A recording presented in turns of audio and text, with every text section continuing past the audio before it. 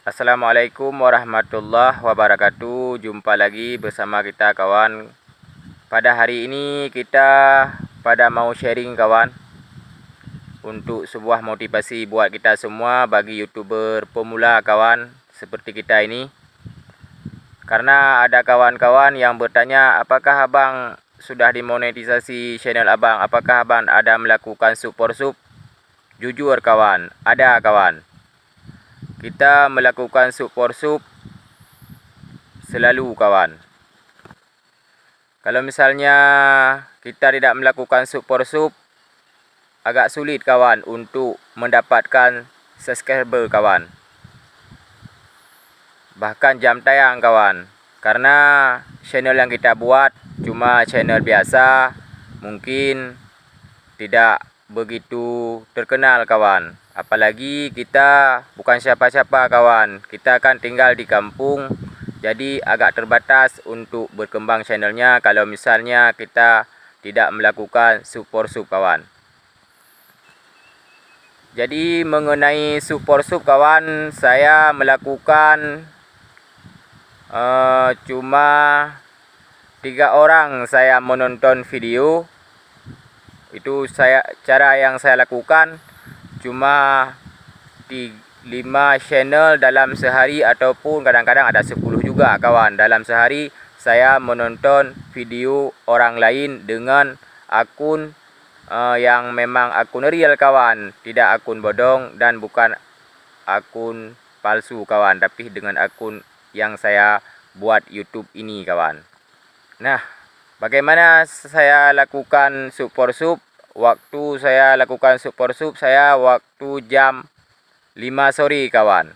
Karena sudah tidak ada kegiatan kita lagi, ya waktu itulah saya melakukan super sub. Misalnya saya ini lagi di kebun, nanti pulang di kebun saya duduk di wifi, jadi saya luangkan waktu sekitar setengah jam untuk menonton channel yang masih pemula kawan, yang misalnya di bawah subscriber 500, 900 begitulah kira-kira kawan.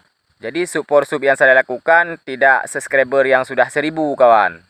Karena ya misal channel yang sudah dimonetisasi, percuma kita lakukan super sub karena tidak nampak lagi yang kita subscribe untuk dia kawan. Dia tahu cuma misalnya kalau kita komentar. Jadi cara yang saya lakukan untuk super sub yang aman, saya menonton 5 channel. Saya nonton 3 menit 10 detik kawan. Jadi saya nonton sampai 3 menit 10 detik. Saya nonton 2 menit, saya komen. Setelah itu kawan, waktu sudah nyampe 3 menit 10 detik, saya subscribe dia dan saya tegur lonceng kadang-kadang kawan. Jadi kenapa saya lakukan demikian? Karena kalau misalnya kita jujur untuk mensubscribe orang lain memang dengan real akun kita, insya Allah orang lain akan mengikuti balik kita kawan. Karena misalnya kan ada jejak yang kita tinggalkan untuk dia. Misalnya kita komennya mungkin kita tidak kena spam karena kita nonton videonya mencapai 2 menit kawan. Jadi tidak kena spam kawan komentar kita kawan. Jadi pas dia buka YouTube nanti malam, udah nampak subscriber yang kita subscriber kawan. For sub yang kita lakukan untuk channel yang lain, bagi channel yang pemula kawan, seperti kita ini. Begitulah cara saya untuk melakukan for sub kawan. Jadi saya tidak melakukan mencapai 10. Karena misalnya kalau misalnya banyak-banyak kita super sub kawan, kadang-kadang hilang kawan. Jadi cuma kita lakukan 5 kadang-kadang kawan. Jadi insya Allah 5 orang 5 channel yang kita super sub. Jadi insya Allah aman kawan. Itu menurut saya yang sudah saya lakukan. Karena kita yang pemula ini, kita menonton channel-channel orang lain, katanya tidak aman super sub. Tapi menurut saya tidak terpengaruh dengan channel kita kalau melakukan super sub kawan. Yang terpengaruh misalnya kita mengupload video orang lain, ataupun memang yang tidak ada izin pihak yang lain atau copyright kawan. Kalau misalnya video kita real semua, itu tidak ada punya orang lain, ya memang ori video kita, apapun videonya kita jelek-jelek ataupun bagus, itu insyaallah tidak ada apa-apa kawan. Itu saya sudah melakukan sendiri kawan, karena pengalaman. Jadi saya bagikan untuk kawan-kawan biar kawan tidak takut-takut ataupun tidak susah untuk melakukan sub for sub. Karena kita kebanyakan sekarang membuat channel banyakkan mentakuti kita yang memang pemula. Jadi YouTuber pemula ini kan susah kawan. Aduh, tidak aman melakukan sub for sub. Insyaallah aman kawan. Dengan intinya kita lakukan 2 menit kita komen, 3 menit 10 detik baru kita subscribe dia kawan. Itu insyaallah aman. Karena sudah saya mencoba sendiri dengan channel ini pun saya melakukan sub for sub dengan kawan-kawan yang lain. Insyaallah tidak ada apa-apa karena semua video kita video yang ori. Ya, jadi tidak ada kendala waktu dimonetisasi kawan. Ya, begitulah kawan. Ini sebuah motivasi buat kita pemula, nggak usah takut. Kalau misalnya ada kawan-kawan untuk sub for sub, tidak ada masalah kawan. Yang penting komennya 2 menit baru kita komen.